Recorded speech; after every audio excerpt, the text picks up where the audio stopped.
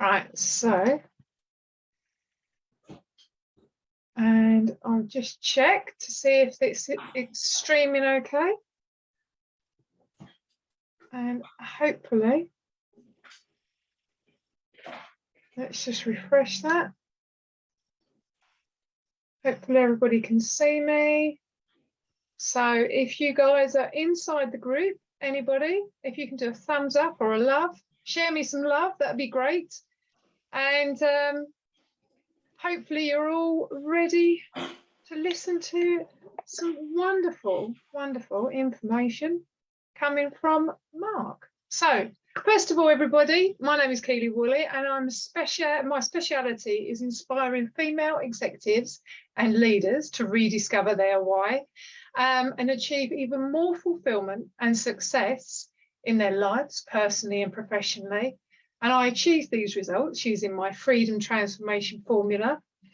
I'm an executive coach, trainer and mentor, and over the last 25 years I've been in a corporate global environment. I'm a keynote speaker and #1 best-selling book, international. And today I have the wonderful opportunity of carrying out an interview with Mark-Farrar Brown, who is going to share his insights of how he ignites and inspires others to spark 1 million entrepreneurs to achieve what lights them up, so to speak. And Mark will give us more details about it now. So Mark, please introduce yourself. Thanks, Keely. Well, as Keely says, my name's Mark-Farrar Brown. I have been in the entrepreneurial space for 25 years now. Apart from the first 3 years when I was at PwC training to be a chartered accountant, not something I say out loud too often, but you know what, being able to understand cash flows and return on investments being pretty useful for what I've done next. So from that, I became a venture capitalist. I moved into private equity. I founded various businesses in India and the UK. I've been an angel investor for 20 plus years, but where I spend most of my time now is a scale up founder CEO coach. So I've gone, I've been on a bit of a journey. I've gone from sort of very profit focused to more people focused. I help founders from, go all the way from startup to grown up. I, take them from £1 to demicorn, as I call it, which is $500 million to unicorn. And I like working in the messy middle, as it were, where the growing pains really are. It's post the startup.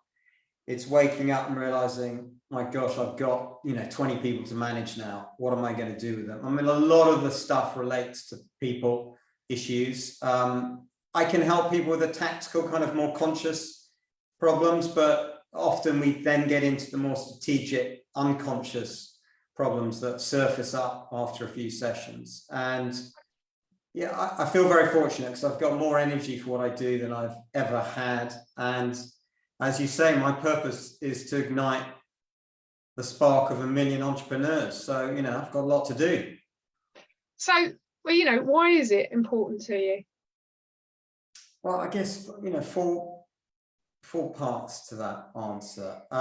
Firstly, ignite the spark relates to energy, and that's what I believe is my superpower.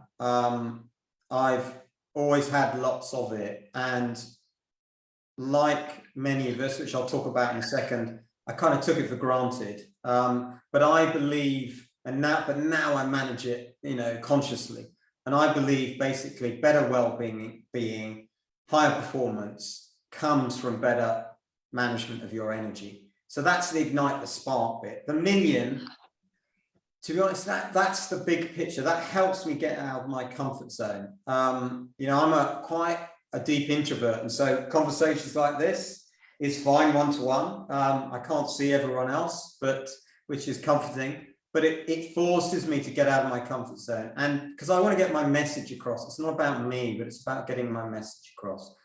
And thirdly, the entrepreneurial space. I mean, it's where I belong. I did try the big company with PwC, but it's not where I'm comfortable. And I believe strongly that entrepreneurs are going to solve the problems, big and small, and create those meaningful jobs. And fourthly, sort of wrapping it all up, what purpose is all about. It's bigger than yourself, and it's about helping others. And it was what my 28-year-old self told my 40-year-old self to do.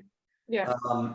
And I know we touched on that story, Keely, when we talked earlier, but that 28-year-old was sat there listening to my grandfather's eulogy, and I was just kind of awestruck as to how much he'd done with his life. And I was just thinking, what have I done? What have I done? Not much. And unfortunately, it lay dormant for the next 12 years, because the next 12 years, accelerator full on, it was all about making myself and, working all hours, bought a fast car, got married, had 2 kids. And then literally I woke up one day and I'd lost, my superpower was gone. I had my own energy crisis. And can you explain a little bit more detail about that? So, I mean, you mentioned briefly here about your 28-year-old self, so to speak, and how that and your 40-year-old self relates to your grandfather. Can you do a bit of a deeper dive on that? Sure. So post that, my own energy crash, I did a lot of soul searching.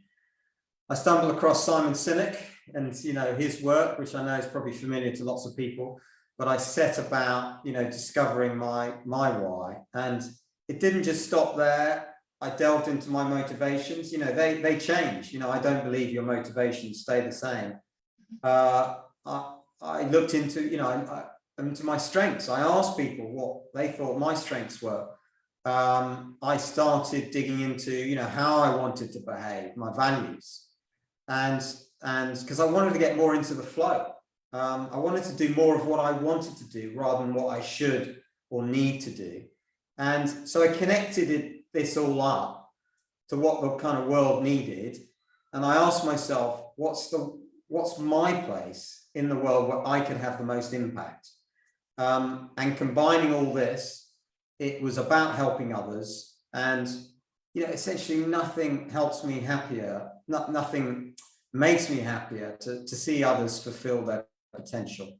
And the opposite kills me. I hate, seeing people not fulfilling their potential. So, digging a bit deep on this, because obviously, for you, your point where you had this sort of catalyst for change was obviously through, the illness you had. And you also going through this journey of discovery with, the Simon Sinek. And I know even with myself over the last, 3 years, he's played a key part of my life. But why has this specific point, around your illness, has been such a catalyst for change for you to help other people, come out of that status? Is it something you feel that is going on in other people's lives? And do you feel that you can change that energy?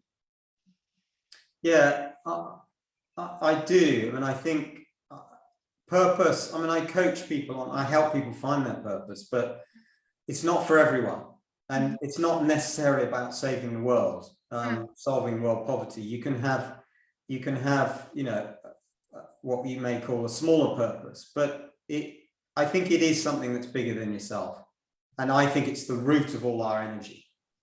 But I'll go on to talk about, the models that I've created. But fundamentally, the key where I'm coming from, as I've mentioned, is I think better energy management equals better well-being equals higher performance. And I've created this program called PERMS, a PERMS energy framework. And the thinking behind it is basically, I think the way I was working and the way most of us are working isn't working.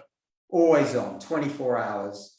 We're ignoring our bodies. We're disconnected from ourselves. So I don't blame people for it, because the noise out there tells us to keep going. It's a more and more culture, and you know, you only succeed if you put in the 10,000 hours.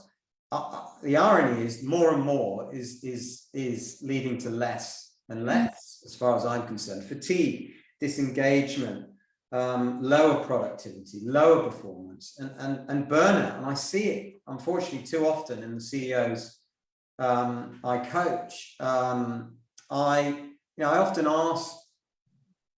ask the entrepreneurs that I'm coaching, you know, what are the costs of how you are working now? Mm-hmm. And then what will be the costs, the cumulative costs in a year, in 10 years' time, if you continue to work in the same way? Yeah. Now, the really self-aware ones, you know, kind of know the answer. Sometimes I might get feedback from others to help them answer that question. But essentially, the currency of high performance and well-being is all about energy management. And it's about tapping into all your resources. And ultimately, I'm not saying work less hard. I'm talking about working smarter. And I'm probably working harder than ever, but I have longer breaks during the day. I'm less exhausted at the end of the day. I think I'm a better human being because I'm happier, I'm healthier. So, you know, just if you want me to, I'll just touch on the PERMS framework. I won't go into it. Maybe we can go deeper into some of the areas, but the PERMS stands for, the P is physical fitness. Ultimately, I mean, it is the fuel for our life, but the problem there is that we underestimate its role. And I'm talking about its role in our brain function, not just, you know, our fitness. Then the E is the EQ, which I know is talked about a lot more these days, but Daniel Goleman, the godfather of emotional intelligence, he thinks EQ is twice as important as IQ and technical skills, which is a pretty bold statement. I mean, I think EQ, you know, if I do split the genders, I think women have generally a much higher EQ than men do. I see that with my daughters as they're developing, as their EQ is developing a lot quicker than my boys. The R is the relational fitness. Relationships are a major contribution to your life satisfaction, but for leaders, the difference between success and failure is going to be your team and how well they perform. And then the M is mental fitness, and I deliberately use fitness because I am coaching well people who want to become great, and I think we should invest in our mental fitness like we do with our, you know, physical fitness. We should be proactive about it. And then the S is spiritual. Now, I'm not a religious person, but it's about your why. It's going back to the cynic. It's about getting to the root of your motivations and the root of your energy. And this is about, you know, I've created this energy, the check-in. You may talk about that at the end, where you can basically figure out where you're getting your energy from today, where the gaps are, and then, you know, I can help you, you know, close those gaps. But it's not just about maintaining energy, it's actually about increasing your capacity. You know, time is finite. Energy, I think, can be grown. Yeah. And it's an interesting point you make about spiritual, because, you know, although people necessarily, you know, around sort of religion and all those kind of things, they're sort of moved away, but more towards the whole spiritual concept, because everybody has sort of had this sort of, and I say everybody, that's a very generalistic statement, but you know, the mindset of people now is more towards the spiritual side of it, because the connection with energy, the relationship with each other, and how interconnected we are with each other, and all those kind of things. So that spiritual energy side of it has become even more important, I think, towards people, because they understand it more, and that's how it then connects with the physical, the emotional, the internalization, the external sort of factors. But that whole spiritual connection links all of that together. Is that? Yeah, I totally agree. I mean, 5 years ago, my framework probably would have ended at M. The S wouldn't have been there. I think people are much happier to talk about it now, and I think there's some return on investment on this. You look at the Deloittes and various people that have done research on this, and they show that if you connect up your team's personal purpose to the team purpose and the organization purpose, the energy that gets is enormous. And we may talk about later about team fitness, and one of the core things there is figuring out your team purpose. So it's a yes. I think the S, I'm proud of the S now on the PERMS model, having been a bit nervous about it before. So I think it is resonating. Yeah, that's quite an interesting point, because I think everybody had this sort of fear of bringing in this whole holistic approach. Yeah. And it's, need I say, with my surname, a bit woolly. But it has changed, and people don't fear it as much to speak to leaders, that actually it is an important part.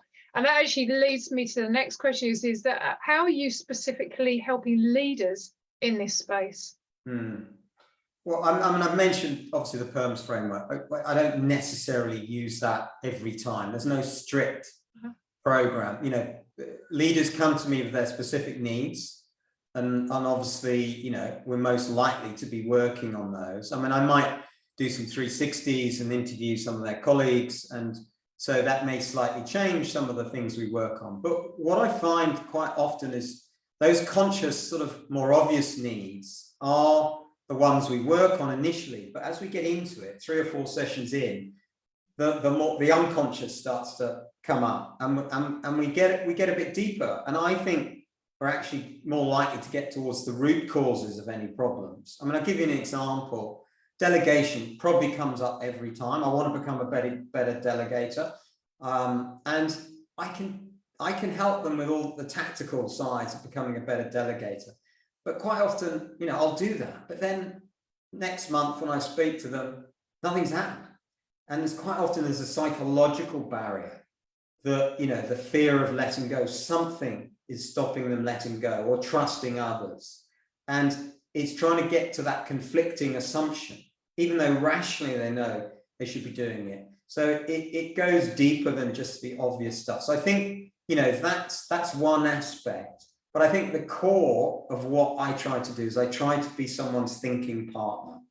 What I love, you know, I could be not, you know, directors of various businesses, but you've got conflict there because you've got responsibility to creditors and other shareholders. What I love about this coaching relationship, it's a unique conversation that no one else has, because it's confidential, it's safe, you can say whatever you're thinking, and so that is, you know, a rare conversation that mostly, you know, it's lonely at the top and it gets lonelier. So first of all, it's that thinking partner aspect. And I like to think, you know, how do I help them become the best thinkers they can, is by listening. I mean, you'll know as a coach, listening is a superpower that I probably underestimated until I became a coach. It's, you know, when was the last time you properly felt listened to? It's probably, you know, maybe never, you know. So, and the curiosity's there, obviously, as coaches, you know, we love questions, but we care. I mean, I do really care about the people I choose carefully who I work with, and they choose me carefully. It's not, you know, that chemistry's got to be good. I hold the mirror up, you know, I will play back stuff that may be hard to hear, but, you know, I am there to challenge, but very much supportive. You know, again, I've got to believe in the people I coach. We're equals, and I believe usually the answers lies within them. But I do the mentoring bit too, because I've got 25 years of business experience. So sometimes I don't stay neutral. I don't say I'm right, but I'm saying, look, I'm just sharing what worked for me, or because I have access to lots of different CEOs, what works for others. So, and I have this desire for people to fulfill their potential. You know, that drives me. So hopefully that gives you a bit of inkling as to how to do things. No, it's good. I mean, it's an interesting point that you said about holding up a mirror to them, because sometimes that can be a bit tough. So I'd be interested to know is that what kind of response do you get within individuals when you do that? You know, you actually need to hear something that you possibly don't want to hear. Yeah, I mean, that often comes when I do 360. So what I mean by I usually interview their colleagues rather than do a quantitative bit of 360 work. So I take the qualitative route, and that feedback session to the leader, once I've put it all together, I'm not feeding back direct quotes, it's patterns and themes. It can be a very tough session, and usually people are very defensive, and I will obviously make them aware this could happen, but I often have to play back to them what I said about the defensiveness, and usually I don't send a report initially. I let it sink in. Then we may meet up. So I believe it's my responsibility to hold the mirror up, but you're doing it not from a fearful, guilty place. You're doing it from an empathic, compassionate place. So I think it's different if your intent is from a good place. Yeah, and that goes back to what you're saying about working with someone where you've got aligned values. I mean, they're not always going to be perfectly aligned, but they've got to be aligned enough for you to work together, because if you can't work with someone, then neither of you are going to gain from that situation. So, and that's why it's absolutely fundamental.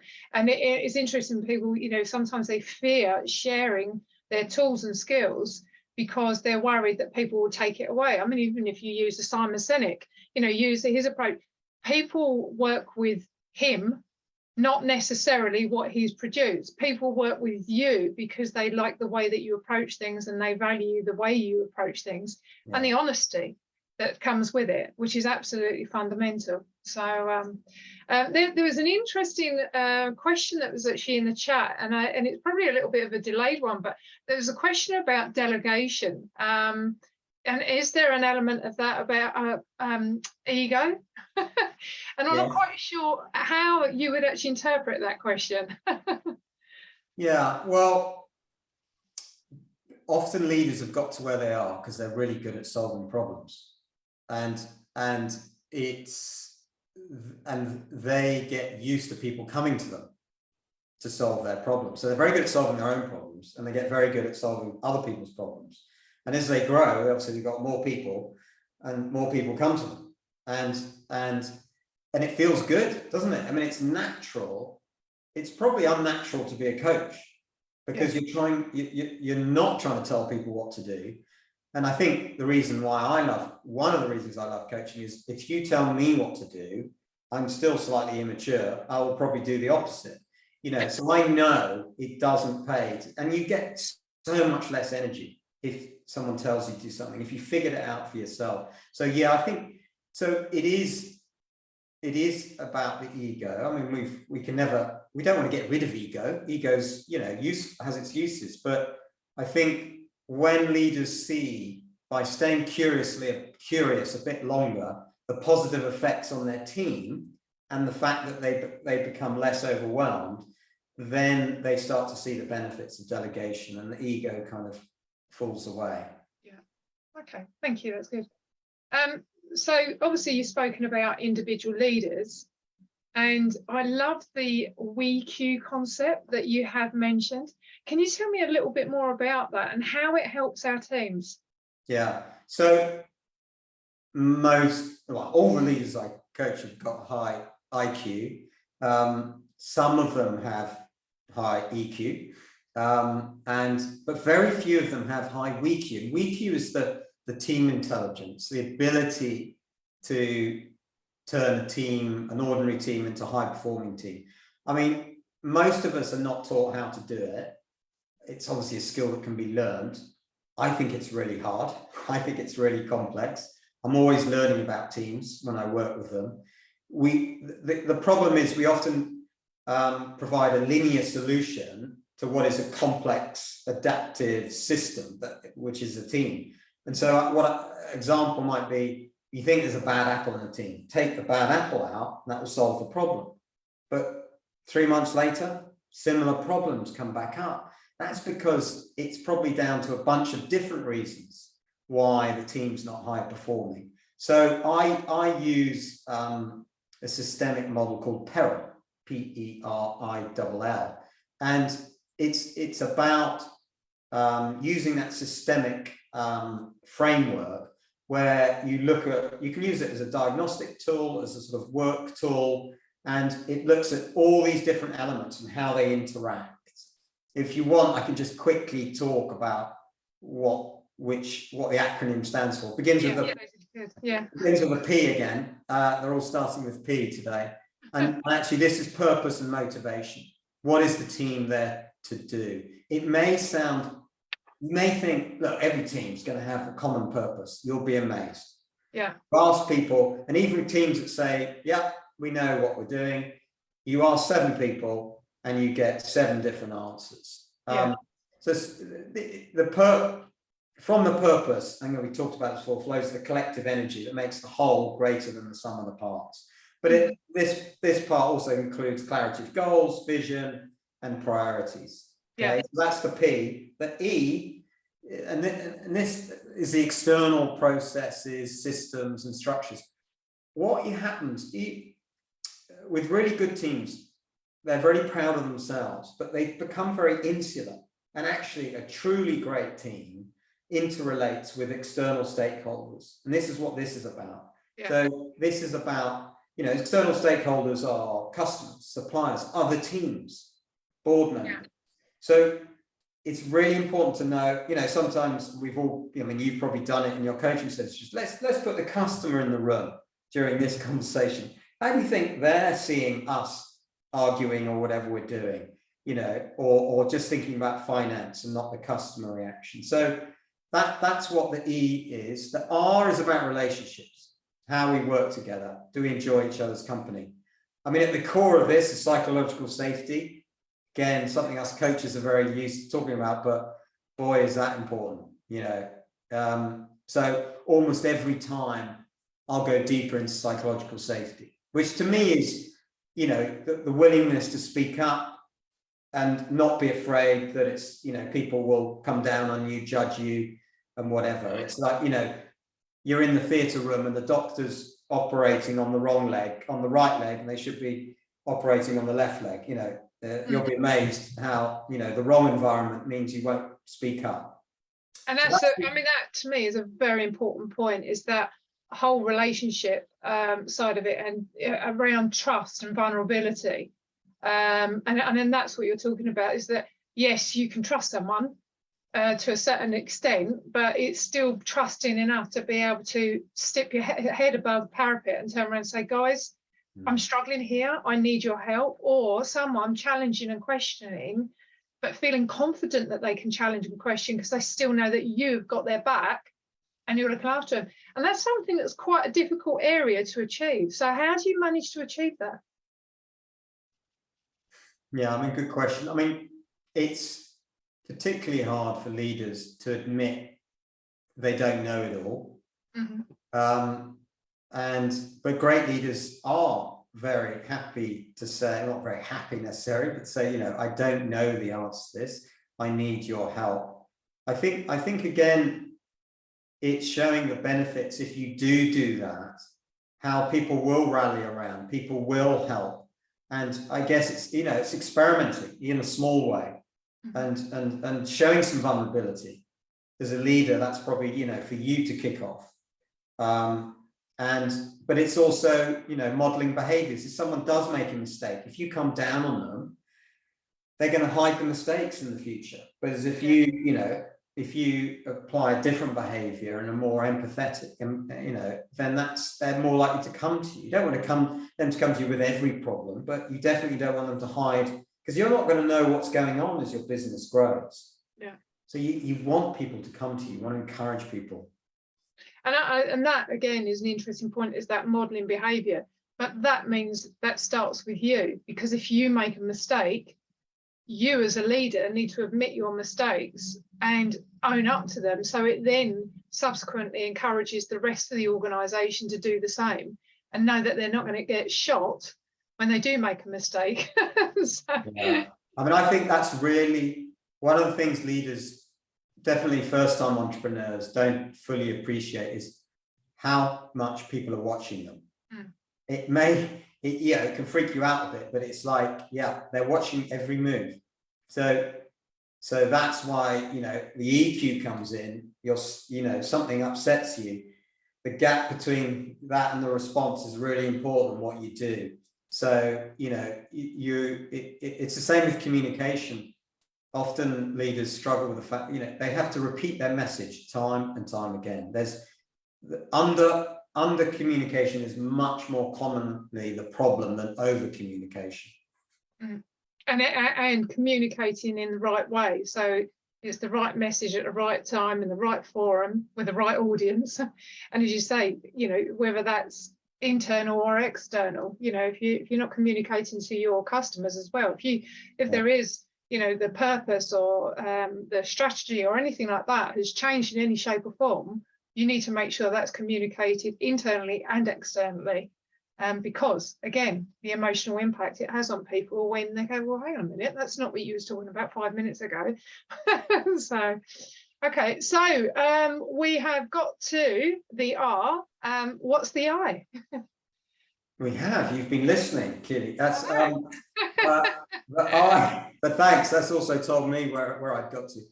I is the internal processes and systems and structures. So this is how, well, we touched on, this is how the team communicates, how they make decisions.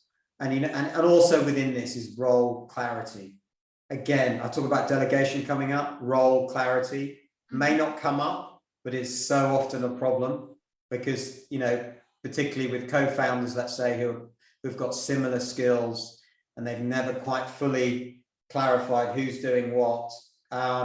It can be the root cause of many problems. So that's internal. That's the I, and then the L is learning. The first L is learning, and you know, what this is not just about individual learning, okay, but it's actually helping others learn with you, but it's also setting team learning goals. Very few teams talk about learning or reflect on, you know, a meeting and what they've learned and what went well and what didn't go well. And very few have sort of learning development plans as a team. So getting into that habit of always learning, and obviously we want to learn in order to improve, is something that I think people just overlook, teams overlook. So I think that's not necessarily a surprise to people, but that L is, you know, is something that, again, most of the time, most teams need to work on that. Yeah, it's quite interesting because you see that with, I mean, as a program project manager in the past, you know, quite often what you used to see with people is they'd do the key learnings from the project, identify what the problem was, but don't actually put any mitigation plan in place to actually ensure that it doesn't happen again. You know, they repeat the same thing from project to project to project, and it's just a frustration. And I suppose that's exactly what you're saying here, is that they have a discussion about it but do nothing with it. So yeah, absolutely. The L, the last one, is leadership. Now, you know, leadership comes in many forms. This is really about what the leader of the team, but also the whole team, can do to ensure that the leadership happens in a way that leads to the best results. You know, I talk about in this bit quite often distributed leadership. You need a team of leaders. It's not just every time to fall on the leader. Sometimes in different contexts, there may be an expert on HR, you know, they step up in that meeting because that's their area of expertise, or, you know, board meetings, or, you know, you get one of the team to run the board meeting every so often, or different types of meetings. So it's not always falling on the leader, you know, the designated leader. Yeah, because I mean, just because it's the CEO or the MD or whomever, they're not the only leaders. It's important to have leaders within the teams as well, because they're the ones that can sometimes be the guiding light to make that stuff happen. Yeah, and am I allowed to mention my new favorite leader, Serena Wiegman, the England women's football manager? I love her. She and I think she is, what she's done in a short space, you know, amount of time is amazing. And it was amazing to watch to watch that tournament. But I think I sort of applied my Peril kind of thinking to why she perhaps succeeded. And I've read a number of interviews. I think you said that she's writing a book. I don't think she's out yet, because I'll be there first at the door to get the signature. But I think about why she succeeded, thinking about purpose. I mean, maybe it's more obvious in sports, but there was a common purpose for starters. I think going back to the distributed leadership, I don't know whether you felt that watching, but when Jill Scott came on, who's now announced her retirement at 35, I just felt she was being picked just as much for her football skills as her leadership skills. And I've seen a quote, someone talking about her saying, she's so unselfish, she'll do anything for the team. But also in this interview that I saw, Serena talked about, she wants to create a platform where the players feel confident enough to make their own decisions. She talks about football looks really simple when things are going well, but actually it's really complex. Mm-hmm. And she wants the players to make their own decisions within the sort of values and principles that the team has got. But the freedom to make their own decisions was key. And I felt that's what the England team, there was a back heel, there was stuff that you just wouldn't necessarily expect from a England football team. And so I felt the distributed leadership was really strong with her. Also the learning, and I think she's a lifelong learner. Now I know we're talking about the individual, but you read the stuff, anyone that talks about it says she's just sapping up information. Yeah. And she says, I don't just talk to people inside the game, I talk to psychologists. How do people think? How do we collaborate? So she's looking at all those different perspectives. And ultimately, I think the relationships that she could see, she has created, I think she says it all starts with respect each other and connect with each other. And boy, could you see that in that team. And I think also that she mentions diversity of thought, expertise and experience. She says she's got people in there who are really good at sort of the tactics of the actual game. She's got other people in the team who are very good at the vision, thinking further ahead. And some are great planners. So I think she's a great example of, of how you can turn a good team into a great team with the right, framework.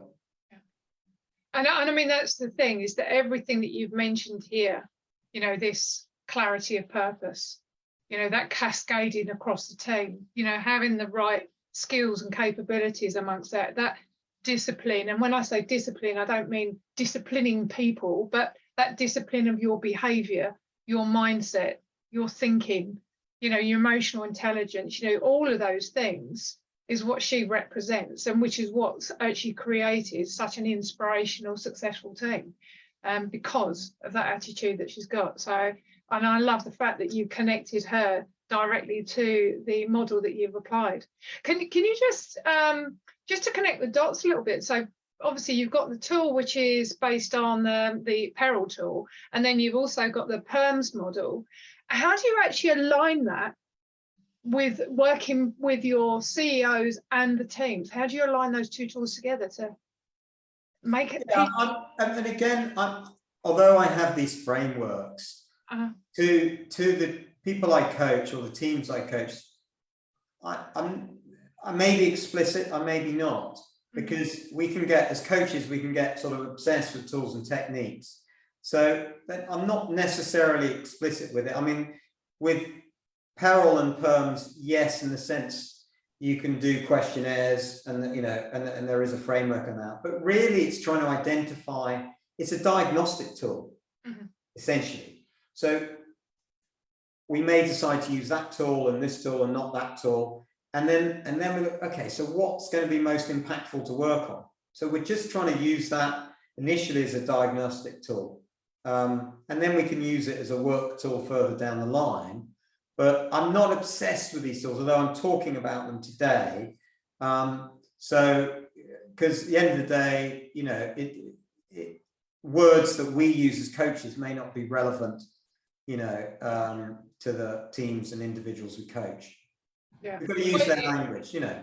Yeah, that's what I'm saying, is that it's like anything really, you know, there are tools and approaches to do it, but you need to adapt it to the people that you're working with, because it's not a one size fits all. And this goes back to this whole holistic approach, because the way in which one CEO thinks and approaches things will be very different to another one.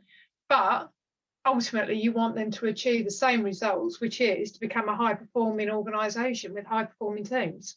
Yeah, and I think there's no one playbook for success. So that's why for coaching to mentoring, I mean, when I mentor, I use the coaching approach, because, you know, let's say, you know, I'm a CEO of a unicorn, and, you know, and I start telling people how I've done it.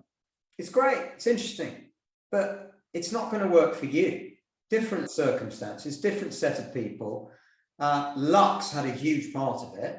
We should all remember that. So you know, that's what I try and provide with my founder CEOs, is all these different perspectives. Because I think when you've got a problem, it's better to walk around and see it from all these different angles, right? And that's what I try and do with my clients. Yeah. Okay. I'm just going to check to see whether there's any questions. So, so someone has also mentioned around how your approach is also linked to health and well-being, and obviously you've mentioned the whole sort of physical fitness and mental fitness and everything like that. Well-being is such a massive word these days within businesses. So how do you see this has helped you to use the tool, you know, the coaching tool that you've developed to work with people? Yeah, it's a good question, because it doesn't land with everyone. And you know, obviously I've been through this personal journey myself, so a lot of the stuff I practice what I preach. You know, the core of well-being, it starts with sleep. And if I'm honest, I've had sleep issues in the past, and it's probably my one Achilles heel. And so I'm, you know, but ultimately it starts with great sleep, and nutrition and fitness is obviously, as we know, is all important. Even though we know it rationally, probably the way I generally work with people is creating habits. So I've got sounds like all I do is create frameworks. I've got a 8-step habit methodology that I use to help people create, you know, an exercise routine or whatever. You know, movement, although I'm naturally love physical exercise, there's an amazing book called Joy of Movement. Kelly McGonigal, I think is her name, where she talks about find the movement that works for you. So it doesn't have to be running a marathon. You know, it could be dancing, it could, whatever it is. It's not necessarily about fitness, it's about movement. Yeah. And actually, going back to the team thing, if you join a club or a dance club or whatever it is, the movement together, which is amazing what it does to the brain. Yeah. I mean, for me, the physical side is more about what it does to the brain than the body. That's when you look at the research, it's just kind of extraordinary. Yeah.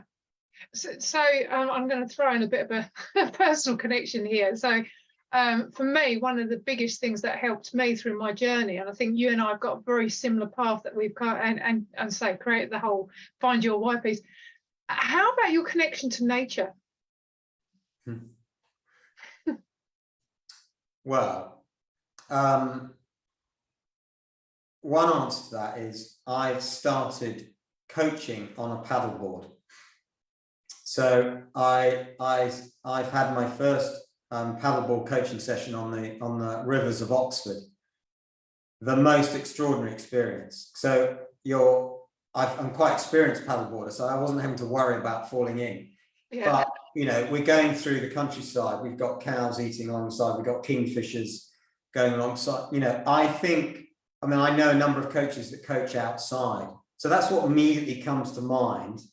And you know, for instance, I know during the winter my vitamin D, so I had some blood tests done in March, was very low, even though I love being outside. But in the winter in this country, it's quite hard because I work so passionately, I quite often, suddenly it's 5 o'clock and it's dark and I've missed the chance. So, I think I would love to do more outdoor coaching personally, because I think it really helps, but we should all, be outside much more. But, if that, I don't know, is that answering your question, or is there another? No, I mean, you have, because it's more about the importance, the realization, as you say, there's too much that's focused indoors and all those kind of things. And I think being connected with nature, particularly when you're talking about energy, is such an important thing. And so it goes back to this whole holistic approach, and how you feel that CEOs may respond to that mindset of thinking.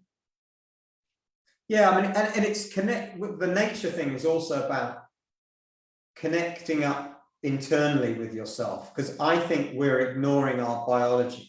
And I'm actually doing a talk next week where I'm going to be talking particularly about ultradian rhythms, which are mini circadian rhythms. And basically we work linearly. We get up, work full on, go to bed.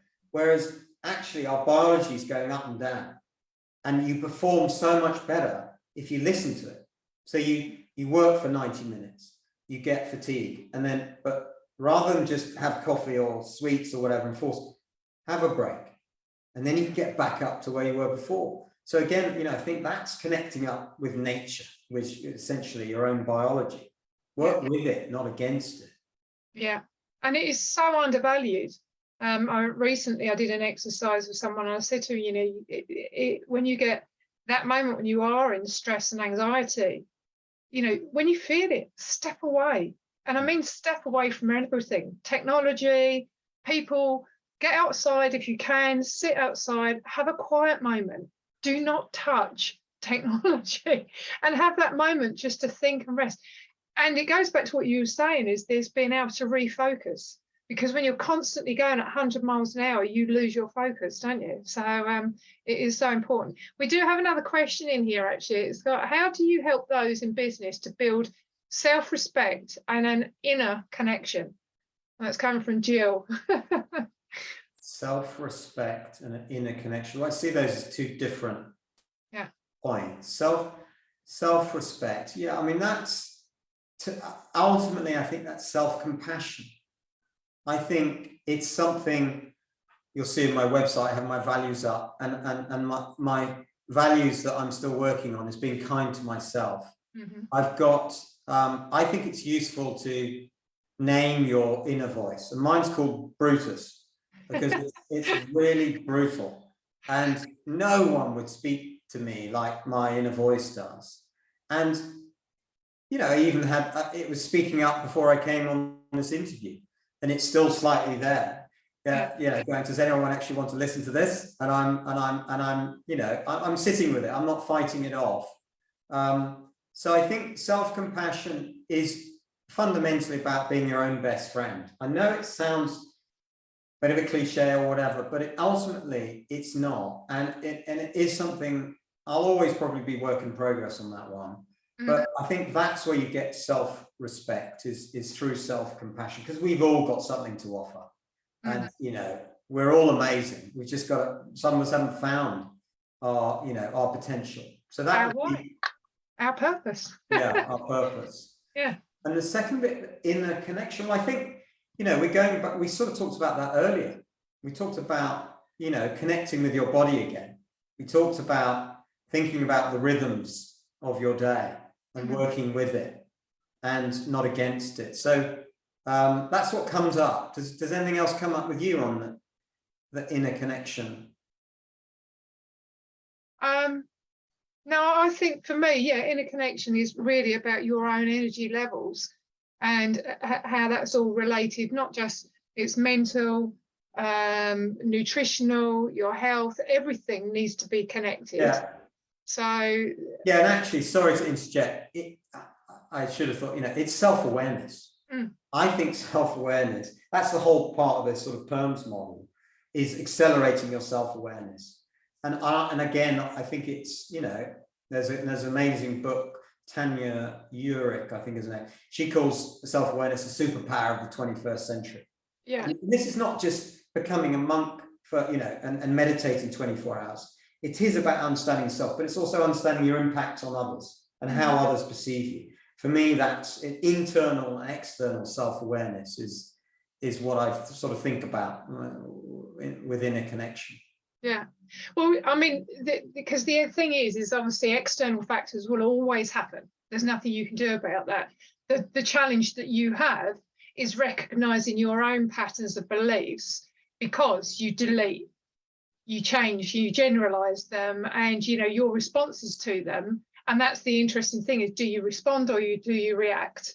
And if you react, it's destructive. If you respond, you're doing it in a constructive manner, not necessarily, you know, you're managing conflict, not through, you know, beating each other up, but you're managing conflict by actually responding to it rather than ignoring it and hoping that it will go away. And that's then creates all the inner challenges. So I'm conscious of time. So how will you, or are you intending to deliver on your legacy by igniting the spark of 1 million entrepreneurs? Well, you know, the world, I guess I'm an idealist, you know, the world I'd like to wake up to is where everyone is looking forward to going to work, where misery at work has disappeared. Entrepreneurs are solving all the problems, creating great jobs, meaningful jobs for all to flourish. I would like capitalism to change its model. I would like companies to focus on the triple bottom line: profit, planet, people. And you know, there are companies, you know, I'd like Patagonia and Lush Cosmetics in the UK, the B Corps to be the norm. And you know, the biggest problem for me that I'd like to be, you know, is inequality, and I think entrepreneurs can help do that. And if I can be just a small part in helping that change, then you know, I'll be happy. That's fantastic. And I mean, for me, obviously, I love the fact that, you know, one of your key elements is around empowering people and helping them to be innovative and creative. And do you think that by igniting all those entrepreneurs will help to create that environment within teams? Yeah, absolutely. I mean, igniting the spark is what comes in my mind is purpose-led businesses, purpose-led teams, and purpose-led individuals who are consciously going through life, not unconsciously, you know, reacting to external factors. Yeah. So I have a question I'm going to throw into here. Now, obviously, when you're dealing with smaller businesses, entrepreneurs, and everything like that, you know, CEOs and leaders, usually they are going to be embracing this holistic approach of thinking. How do you tackle reaching into bigger organizations, you know, the big FTSE 100s with the CEOs that, you know, they've got the shareholders in mind as a constant? And the challenge that's quite often there, and we all experience it, is that it's shareholders first, customers, then people. In fact, if you shift that, then you will achieve all of the three anyway. So how do you think you're going to reach into bigger, larger organizations and help change their mind? You know, although my energy is for smaller organizations, it's all relevant for bigger organizations. And you know, if anything, that they are more aware of all the other stakeholders more than the smaller companies.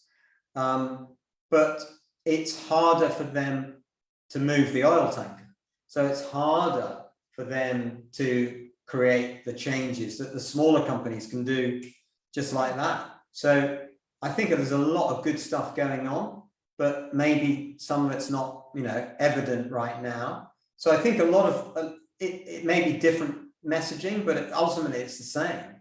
You know, I think there are more pressures on a public company, for instance. You've got to, you know, report every quarter, whatever it is. So, but then smaller companies have venture capitalists or private equity investors, and they're pretty demanding. Yeah. So I'm not saying, you know, I think, I mean, ultimately I'm trying to help these small companies become big companies, but I think they can lose their way, and also I see many big companies struggling to innovate, and they set up their own venture arms, or they buy entrepreneurial businesses, but a lot of them don't know how to keep that entrepreneurial spirit up. But I think every leader needs to innovate. Change is constant. So I think we can learn off each other, big and small, and there should be more kind of reverse mentoring, perhaps, because there's definitely a lot of the young, quite often young leaders I coach could benefit from the decades of leadership experience. Because what happens with the leaders I coach is they become a leader kind of overnight. Whereas in a big company, you've gone through a 10, 15, 20-year process. So you've learned some amazing skills. So, but also I think, quick decisions, whatever, so they can learn, I know reverse mentoring is going on, but maybe should be entrepreneur with big company. Yeah, maybe that's a good idea. Yeah, so what some of the key learnings that they've experienced from starting up from the bottom, and then being able to have those conversations with the CEOs, but also it's almost like think tanks with each other. So what have you learned from your years of experience, but also what have you learned from your experience of new startups? Because with new startups, they would have experienced challenges that perhaps the others wouldn't have, and they can use those to help them implement stuff within the larger organizations to help them embrace change. So anyway, I'm conscious of time. So in terms of how do people reach you if they want to find out more, Simon? Simon? I'm thinking Simon Sinek, Mark. That's it. Kind of you to ask. LinkedIn is one obvious place. I've got a website called fit2lead.net. I do a monthly essay called Mark's Scale Up Essays. You can sign up to those on the website. On the resources page, I've got 2 scorecards. One is called Are You Cut Out to Be a Scale Up CEO? And the other one relates to the PERMS model. It's the PERMS energy check-in. So you can do that scorecard or quiz, and it gives you loads of results, but also you can book an appointment, a chemistry call with me to see if then. What would be really helpful, Mark, is if you can share the link to me, and then perhaps I can then post that into the Facebook group, so it means that others have got the opportunity to find out more about you. Yeah, but I will. So I'll put you to the resources, which go straight to the quizzes, and so is that helpful? Yeah, that's perfect. And if there's anything in terms of there are any links to connect with you directly? Yeah, my email address, whatever, is I can give you that. It's also on the website. Or do you have a booking appointments or facility? Yes, actually, yeah. There's a contact Mark aspect on my website, so I'd go to my website. Okay, so they can get that from your website. Yeah. And contact me via LinkedIn. I'm very active on LinkedIn and try and respond to all messages. I got a few messages to catch up on, but in case people are testing that. Yeah, well, that's good. So at least they've connected with me. But I mean, apart from that, thank you ever so much for joining us today. Some great insights. And as I say, what I love is that I know when you and I spoke to each other, we was almost laughing when we first spoke, because how our whole story in terms of purpose and values and our journey, we're so interrelated in our synergies. So it's been great talking with you today, and certainly seeing that little spark in your eyes, because it's one of the things that I love, is seeing the spark in someone's eyes when they get that inspiration. And clearly you're doing what you love and what you're passionate about. And yes, you're right, it does sometimes mean that you have to work harder, but you're working smarter because you're loving what you're doing, and you're doing it with passion, and you're doing it with purpose. So on that note, Mark, have you got any final comments that you'd like to make? Well, no, just thank you. I've really genuinely enjoyed our chat. I mean, I love a conversation, but I knew I was going to enjoy it with you. So thank you. And I hope something out there, something's been useful for people listening or people going to listen later on. But yeah, reach out if you want to talk further. But yeah, I think, ultimately I've become a healthier, happier, high performer through through managing my energy skillfully. And I think, you know, I could help you achieve that. No, I've really enjoyed it. So thank you again. And thank you, Mark. And also thank you, Carol, if you're listening in, because I did see online that she's online. So thank you, Carol, for organising this in the first place and bringing us together. And I hope to be catching up with you more in the future, Mark. Well, we met in the hairdressers, Carol and I, so that was our connection. We've both got the best hairdresser in the world. Oh, so excellent. I hope you appreciate that.